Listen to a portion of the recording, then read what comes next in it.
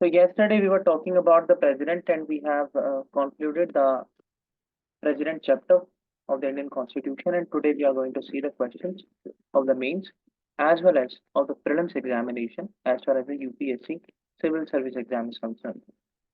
So the very first question we have is resorting to ordinance has always raised concern on the violation of spirit of separation of powers doctrine. While not noting the rationales justifying the powers to promulgate ordinances, analyze whether the decisions of the Supreme Court on the issue have further facilitated resorting to this power should the power to promulgate ordinances be replaced. So, before I speak, I would like to have Mansi to comment on this question.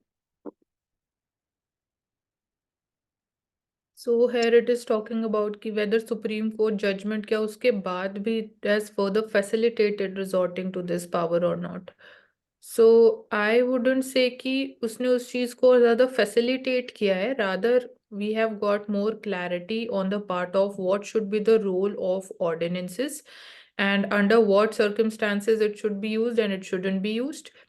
And second जो बोल रहा है should the power to promulgate the ordinances be replaced. So I would say it shouldn't be replaced because it helps during the emergency times when the parliament is not in the session to जैसे हमने बात करी थी कि ordinances they are co-extensive powers.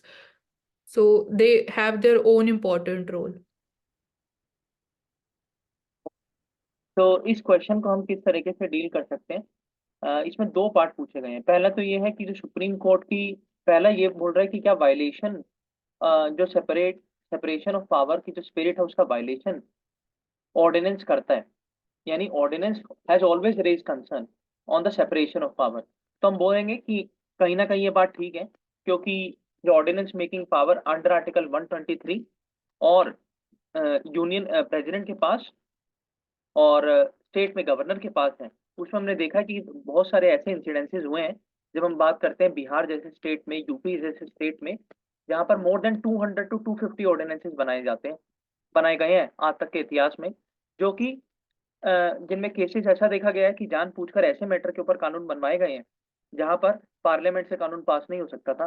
दूसरा, deliberate attempt किया गया है डिसॉल्व करने का लोकसभा को और स्टेट असेंबली को। और तीसरा, जो कॉन्करेंट लिस्ट और जो स्टेट लिस्ट है वहां पर जो कर्टेलमेंट्स हैं यूनियन गवर्नमेंट के लिए कानून बनाने की, उनको कहीं ना कहीं अफेक्ट करता है। तो इसीलिए ऐसा बोला जाता है कि वायलेशन करता है सेपरेशन ऑफ पावर का। इसके बाद बोला जा रहा है कि nothing while noting the rationales justifying the power to promulgate ordinances, analyze whether the decision of Supreme Court have further facilitated resorting to this power. तो जैसा मानसी ने कहा कि सुप्रीम कोर्ट ने बहुत सारी अपनी जजमेंट दी है, तो कहीं ना कहीं एक स्ट्रीमलाइन किया है इस कोर्स को, जिसमें बताया है कि किस तरीके से ऑर्डिनेंस मेकिंग पावर को आप यूज करेंगे। जब हम बात करते हैं सबसे पहला केस सुप्रीम कोर्ट का, तो इसको बोला जाता है RC Cooper versus union of India. इस केस के अंदर सुप्रीम कोर्ट ने एग्जामिन किया था एक केस को, एक ऑर्डिनेंस को, और वो ऑर्डिनेंस था बैंकिंग कंपनीज के ऊपर। यानी बैंकिंग की जो कंपनीज है, अगर सरकार उनको अंडरटेक करना चाहे, उनको एक्विजिशन करना चाहे, तो इस तरीके से ये कानून आया और इसी कानून को बोलते हैं the first law to nationalise the banks. तो 14 बैंकों का जो नेशनलाइजेशन हुआ था इंडिया में अंडर 1969, वो इस ऑर्डिनेंस से किया गया।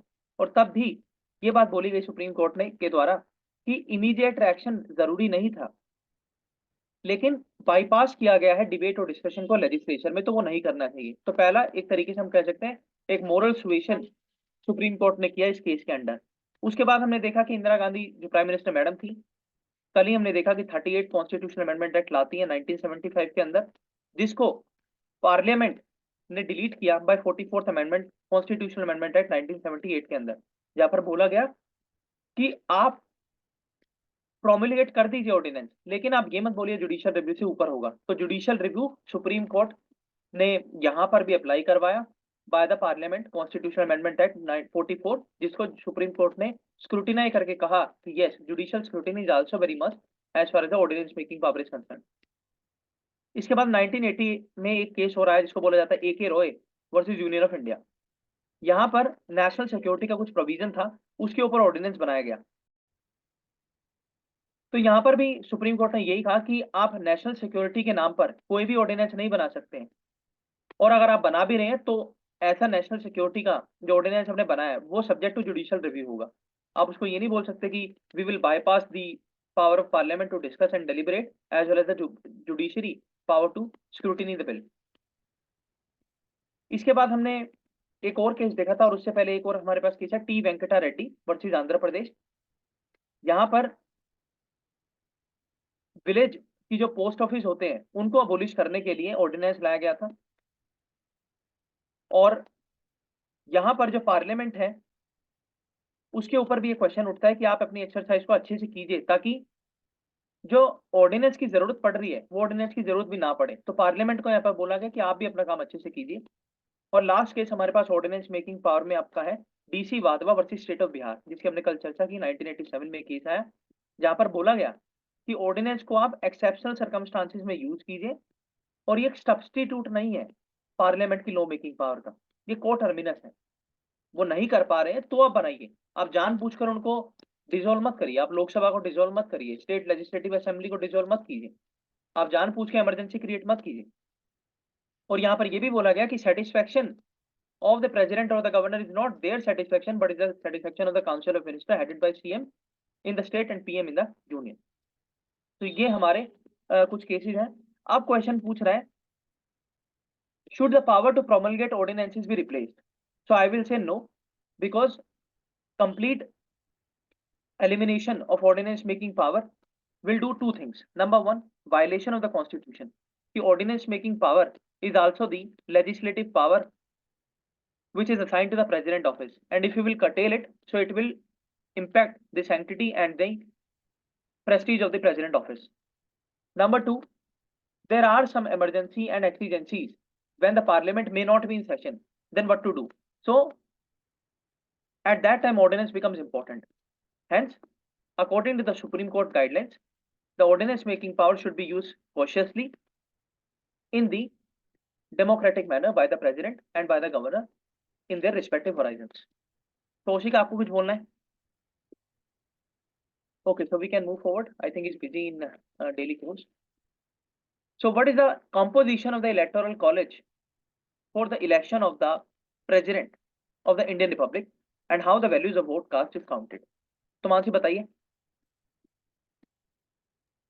Okay, electoral college of the president of India is the both the houses, the elected members of both the houses of the parliament, and I think even the nominated members are also a part. Yes. So elected members of both the houses, elected members of state legislative assemblies, and nominated members of the The parliament only, मतलब Rajya Sabha.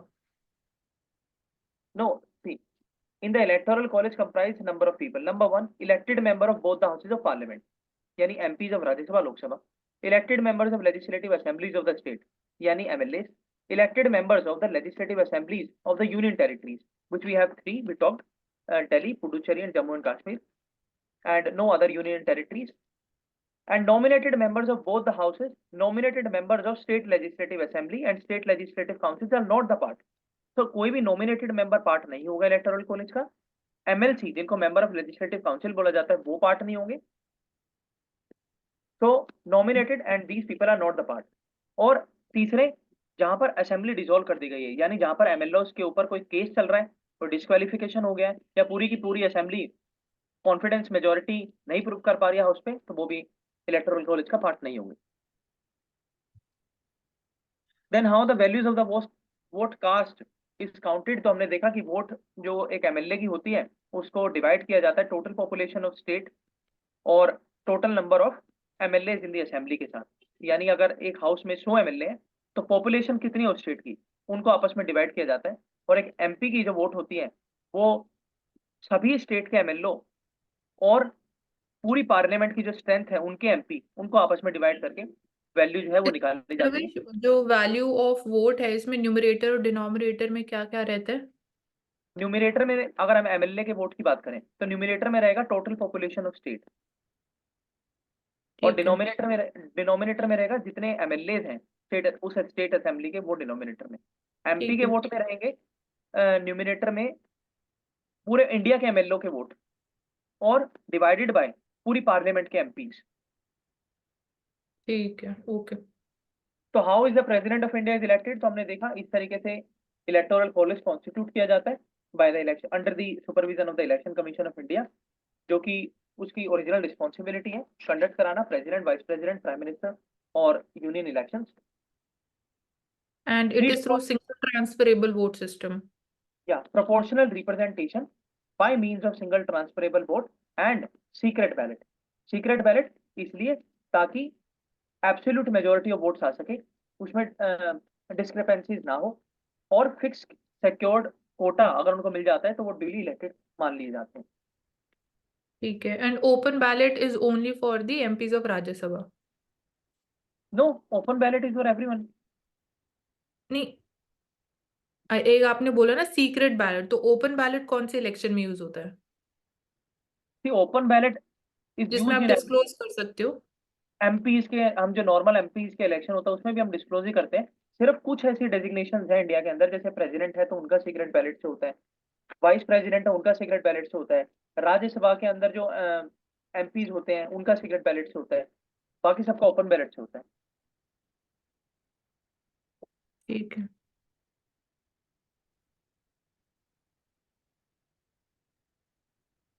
How are the president and the vice president elected, तो ये question हम देख चुके हैं। तो what is the constitutional issues involve in their election, तो constitutional issues क्या है? कॉन्स्टिट्यूशनल इशू प्रेसिडेंट के अगर इलेक्शन की हम बात करें तो इसमें यह है कि इलेक्टोरल कॉलेज के अंदर नॉमिनेटेड मेंबर्स को नहीं रिप्रेजेंट किया जाता, तो ऐसा बोला जाता है कि this is against the full representative form.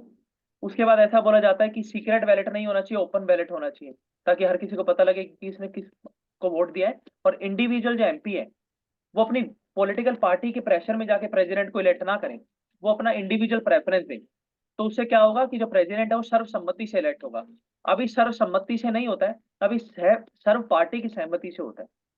जब हम देखते हैं कि जो अगर अगर हम हरियाणा पंजाब की बात करें, पंजाब में जो गवर्नमेंट है, अगर हम मानते हैं पंजाब में आम आदमी पार्टी की गवर्नमेंट है, तो आप देख लीजिए गारंटीड अगर प्रेसिडेंट का इलेक्शन हो जाता है, I am using the word guaranteed, अगर प्रेसिडेंट का इलेक्शन होता है तो मैक्सिमम नंबर ऑफ जो एमएलए वोट कास्ट करेंगे या एमपी जो वोट कास्ट करेंगे प्रेसिडेंट इलेक्शन में पंजाब से, अगर आम आदमी पार्टी है तो वो आम आदमी पार्टी की कैंडिडेचर को ही प्रेसिडेंट के लिए सपोर्ट करेंगे, बीजेपी या कांग्रेस को नहीं करेंगे। तो यहाँ पर जो इंडिविजुअल वोट की सेंटिटी है वो कहीं ना कहीं निगलेक्ट होती है जब हम बात करते हैं सीक्रेट बैलेट की प्रेसिडेंशियल इलेक्शन में। और कॉन्स्टिट्यूशनल इश्यूज क्या क्या इन्वॉल्व, ऐसा बोला जाता है कि जो स्टेट लेजिस्लेटिव काउंसिल है उसका भी रिप्रेजेंटेशन नहीं है, तो उसका फिर बनाने का फायदा ही क्या है, उसका भी रिप्रेजेंटेशन होना चाहिए। तो ये सारे मुद्दे हैं जो कि रिप्रेजेंटेशन की मोस्टली बात करते हैं प्रेसिडेंशियल इलेक्शन में। Then determine the value assign to the vote of MLA, ये हमने देख लिया। Instances of presidents delay in commuting death sentences has come under public debate as a denial of justice. Should there be a time specified to the president to accept और reject such petition, analyse. तो बताइए मानसी। ठीक है, इसमें दोनों side ही बात करेंगे। पहले तो ये बात करेंगे कि कैसे अभी तक सिस्टम आया है, मतलब माइक्रो डिटेल्स आप मेंशन कर देना कि अ, अगर डिलेज वाले कुछ ऐसे केसेस हुए हैं तो पहले उस चीज की बात होगी, and then in the end I would say कि एक प्रॉपर टाइम पीरियड होना चाहिए so as to adhere with the principles of due justice. अच्छा, तो हम देख लेते हैं इसमें जो सबसे फेमस केस है डेथ सेंटेंस का, वो बंगाल का एक है जिसमें कि एक कन्विक्ट थे धनंजय चटर्जी नाम के। इनको डेथ सेंटेंस दिया गया था on the charges and accusation of rape and murder. 1990 की बात है। तो इन्होंने गवर्नर ऑफ वेस्ट बंगाल के लिए को मर्सी, और इनको 14 साल के बाद जो है हैंग किया गया था, और इनकी जो एप्लीकेशन है वो रिजेक्ट की गई थी प्रेसिडेंट ऑफ इंडिया के द्वारा due to delay in the exercising of the pardoning power. तो हम देख सकते हैं इस तरीके के केसेस हैं। फिर हम देख सकते हैं कि अफजल गुरु, इसके लिए भी मर्सी पिटीशन डाली गई थी, जिन्होंने पार्लियामेंट में 2001 के ऊपर अटैक किया था। अ, तो यहाँ पर भी हमने देखा कि जो प्रेसिडेंट ऑफिस है, इन्होंने रिजेक्ट की मर्सी पिटीशन, लेकिन उन्होंने बहुत टाइम लगाया। तो ऐसा बोला गया जो सिविल सोसाइटी है उसके द्वारा, कि जो प्रेसिडेंट की grant of pardoning power under article 72, इसके ऊपर कोई टाइम लिमिट, कोई टाइम फ्रेम होना चाहिए, क्योंकि अभी कोई टाइम फ्रेम नहीं है। तो इसमें दिक्कत है क्या? इसमें दिक्कत ये है कि ये प्रेसिडेंट के पास जो मर्सी पिटीशन जाती है, इसका एक प्रोसेस है, प्रोसीजरल एस्पेक्ट है। कोर्ट भेजती है मिनिस्ट्री ऑफ होम अफेयर्स के बाद, मिनिस्ट्री ऑफ होम अफेयर्स जो है वो प्रेसिडेंट के पास भेजती है। तो बीच का जो टाइम लैग है वो डिसाइडेड नहीं है कि मिनिस्ट्री कितने दिन रखेगी, या फिर सुप्रीम कोर्ट कितने दिन में देगी, या फिर हाई कोर्ट कितने दिन में देगी। और दूसरा मैटर है कि गवर्नर अगर पार्डनिंग करते हैं तो क्या उसकी भी अपील प्रेसिडेंट के पास जा सकती है? तो ये कुछ अनसर्टेन और एम्बिगुअस एरियाज है जिनके ऊपर टाइम फ्रेम होना चाहिए। और जहां तक आपने बताया कि हम दोनों की बात करेंगे कि डिनायल ऑफ जस्टिस तो नहीं है, क्योंकि हम बोल सकते हैं कि ऐसा नहीं है कि प्रेसिडेंट ने कभी पॉकेट वीटो या फिर इस तरीके की चीजों को इसमें इस्तेमाल किया है। ड्यू कंसिडरेशन किया जाता है इसमें, अंडर आर्टिकल 143 सुप्रीम कोर्ट से एडवाइस भी ली जाती है इन मैटर्स के ऊपर। और क्योंकि यहाँ पर कोई कानून नहीं है कि प्रेसिडेंट को किस तरीके से वो करना है, तो accordingly we should have a uniform law which mentions clearly that in what time frame the president has to give the pardoning, in what procedure the president has to give pardoning, because there is no method of judicial review also as far as the president pardoning power is concerned. So it is highly ambiguous, and we should try to have some sort of transparency. We can use the parliamentary committees, we can use the council of ministers in this regard, and time specified should be there. I will also subscribe with this.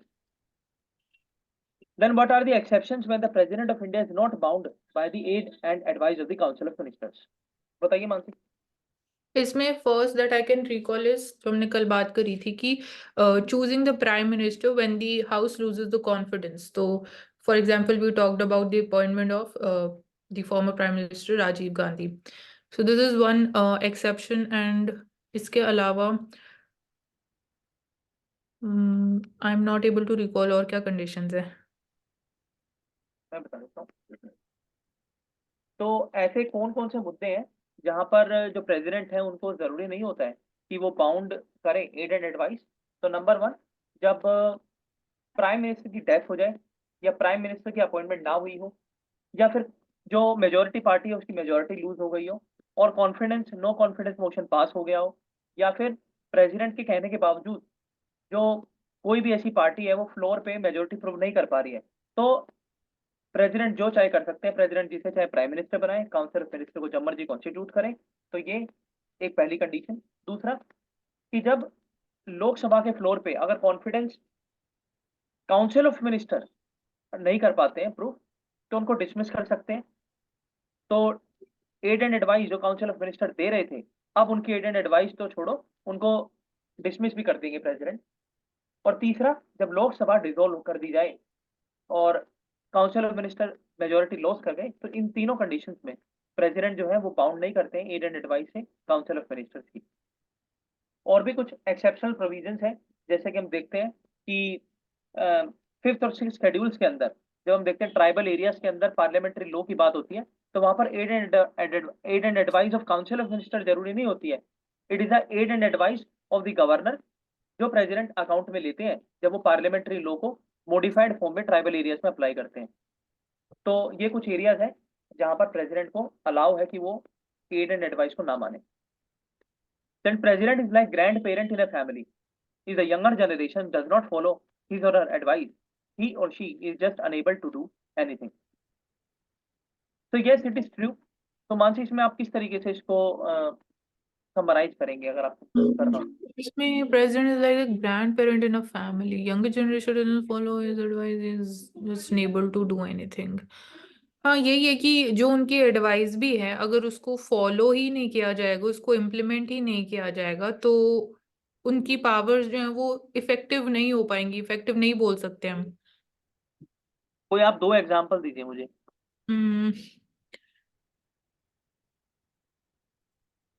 Examples तो इसमें नहीं चलिए आ मैं रहे लेता मेरे हूँ। में, क्या होगा। ठीक है।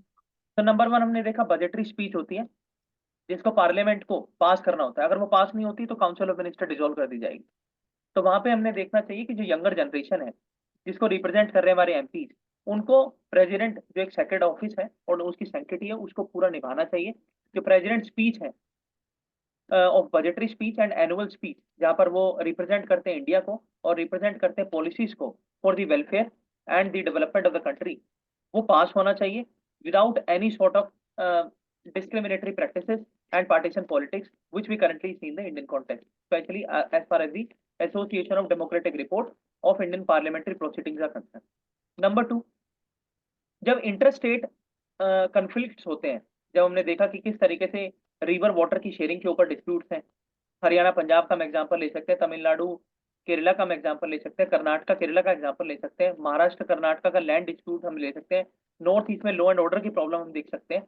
तो इन सारी चीजों पर जब प्रेसिडेंट जो है वो जब अपना डिसीजन देते हैं अंडर आर्टिकल 263 जिसमें बात करते हैं इंटरस्टेट काउंसिल, तो वो पूरा तरीके से बाइंडिंग होना चाहिए और उसके ऊपर जो एग्जीक्यूटिव और लेजिस्लेटिव हमारे ऑर्गन्स हैं उनको इम्प्लीमेंटेशन उसका अच्छे से करना चाहिए।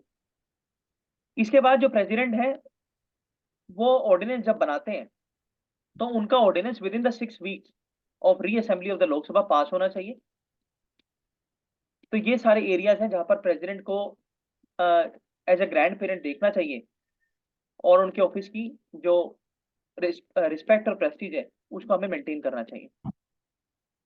Then exercise of executive clemency is not a privilege but is based on several principles and discretion has to be exercised in public considerations.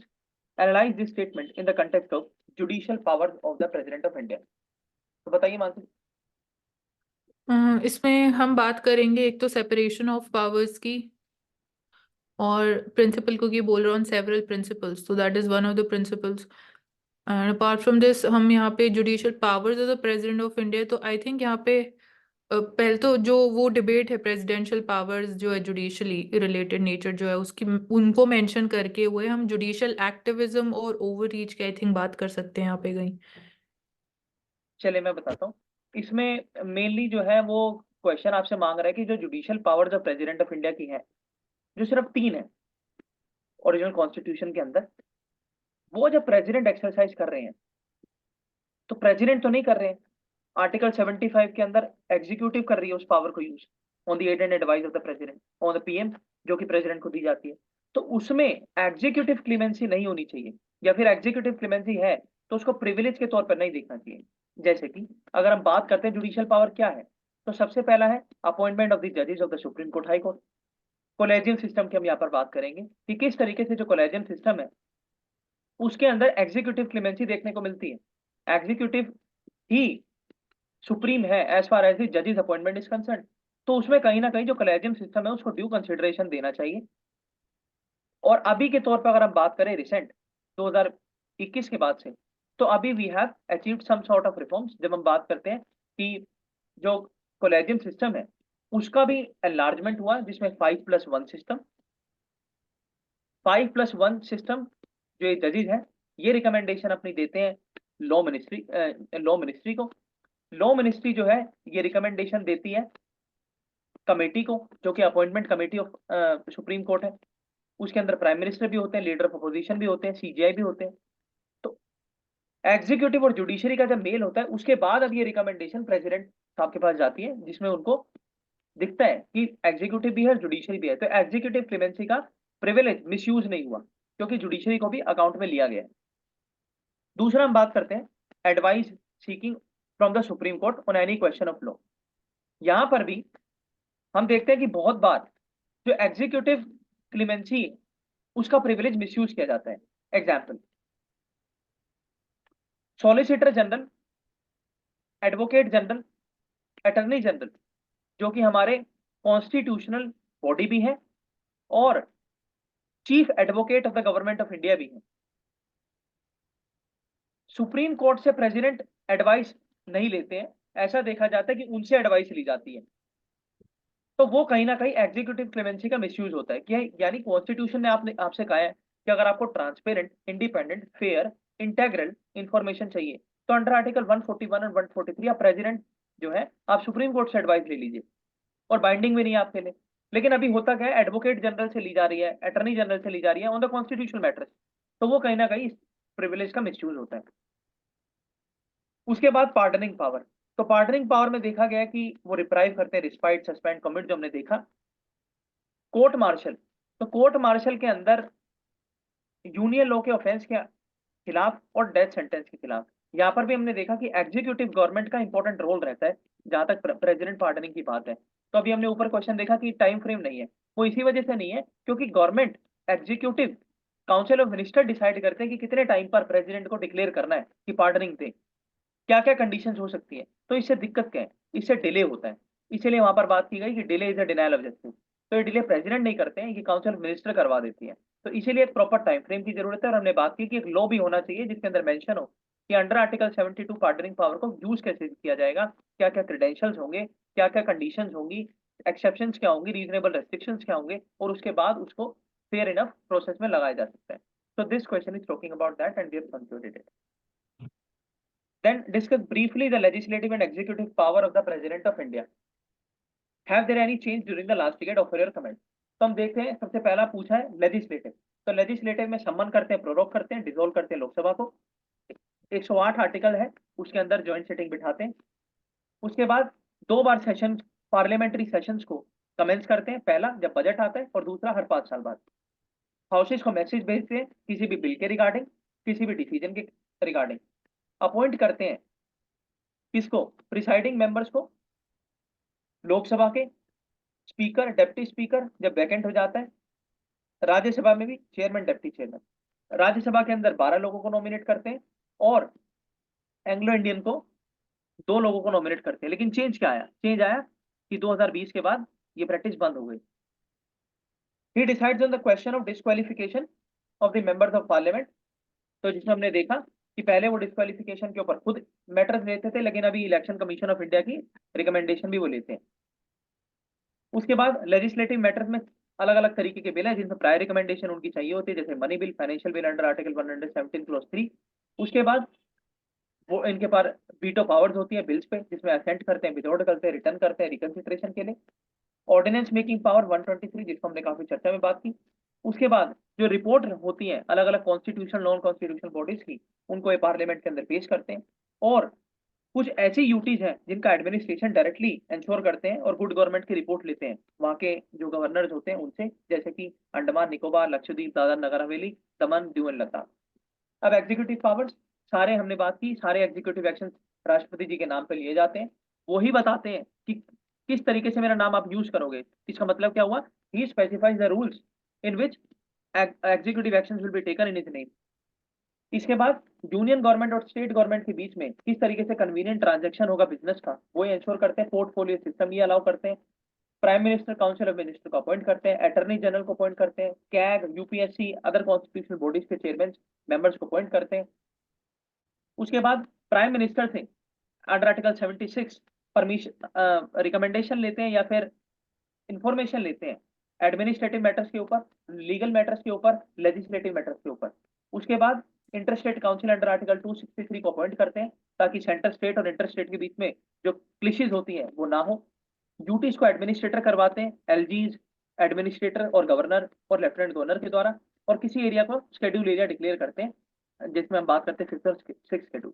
So these are the legislative and the executive powers. Pravesh Pravesh, आपने mention किया था कि जो disqualification powers है वो president के है, लेकिन जो फाइनल डिसीजन मेकिंग पावर है वो तो स्पीकर एंड चेयरमैन के हाथ में होती है ना, किस चीज का जब डिस्क्वालिफिकेशन ऑफ एमपीज। नहीं, देखो मैंने 3 चीजें बताई थी। डिस्क्वालिफिकेशन एमपीज का 3 तरीके से होता है। पहला होता है जो कंडीशंस कॉन्स्टिट्यूशन के अंदर मेंशन है, यानी सिटीजन ही नहीं है, एज कम है, उसके बाद हाँ। ऑफिस ऑफ प्रॉफिट लिया हुआ है। इन सारे मामलों में कोई नहीं करेगा, सिर्फ प्रेसिडेंट करेंगे डिस्क्वालीफाई। ठीक है। दूसरा मैटर है RPA, representation of people act 1950-51। इसके अंदर अगर कुछ हुआ है तो आप जो है आपके स्पीकर आपको डिस्क्वालीफाई करेंगे, राज्यसभा में चेयरमैन आपको करेंगे। इसके अलावा है 10 शेड्यूल के अंदर एंटी डिफेक्शन का मैटर। तो एंटी डिफेक्शन मैटर के अंदर भी स्पीकर और चेयरमैन। तो एक कंडीशन में प्रेसिडेंट आपको करेंगे और 2 कंडीशन में स्पीकर और चेयरमैन आपको करेंगे डिस्क्वालीफाई। ठीक है, ठीक है, हाँ।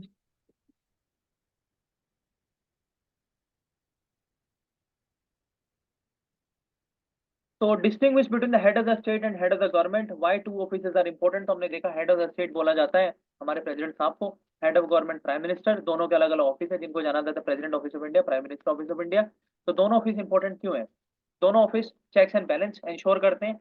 हाईएस्ट जो एडमिनिस्ट्रेशन है उसके उसकी रिस्पॉन्सिबिलिटी इनके कंधों पर होती है।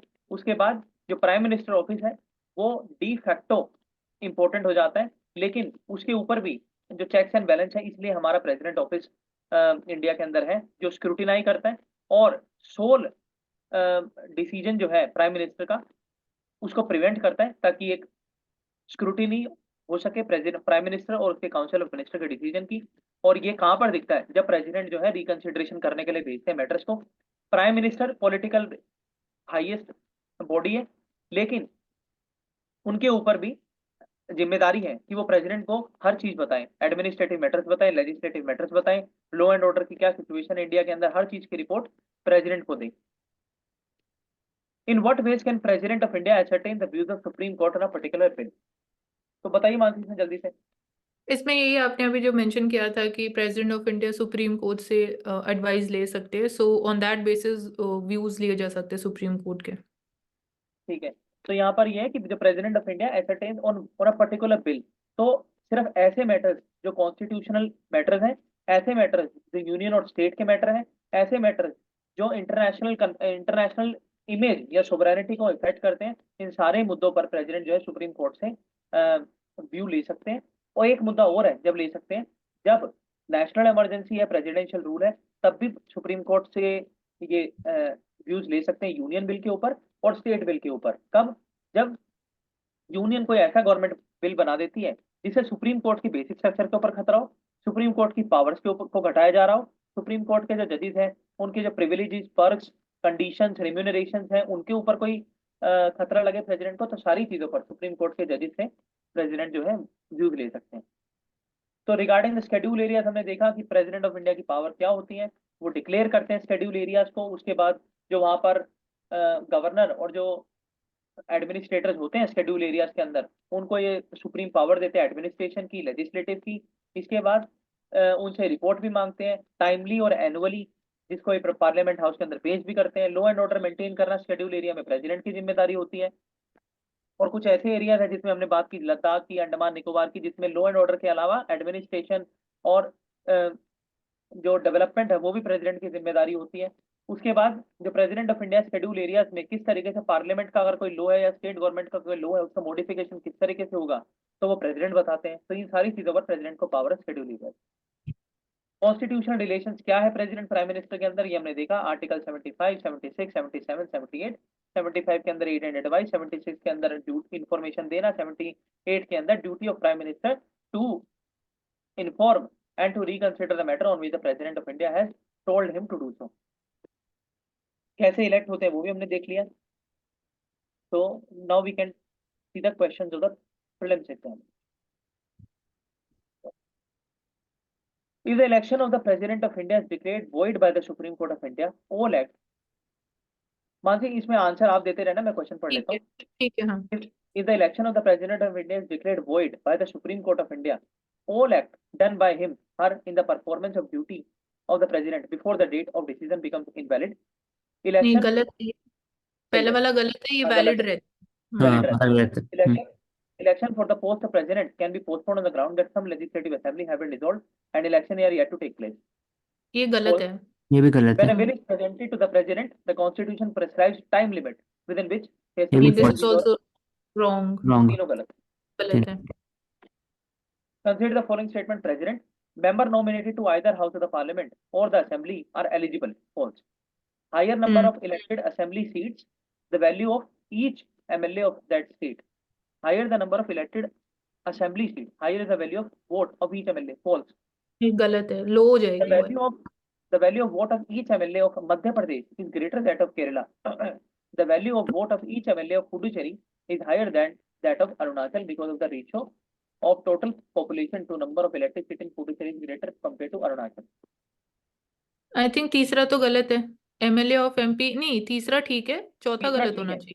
हाँ, तीसरा ठीक है। फोर्थ गलत होना चाहिए। हाँ, तो ओनली वन में मैं हाँ। भी ये लगाऊंगा। With reference to the election president, the value of vote of each MLA varies state to state. The True. value True. of vote of MP, the value of vote of MP of Lok Sabha is more than the value of the vote of MP of Rajya Sabha. False. False. False. दोनों same होता है.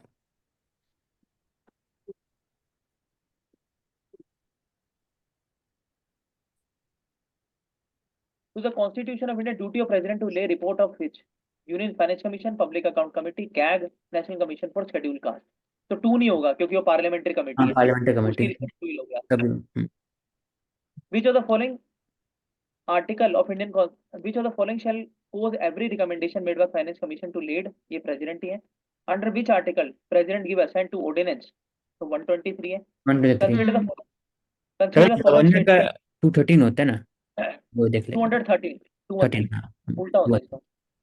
बस याद की. Consider the following statement. Electoral college of president election.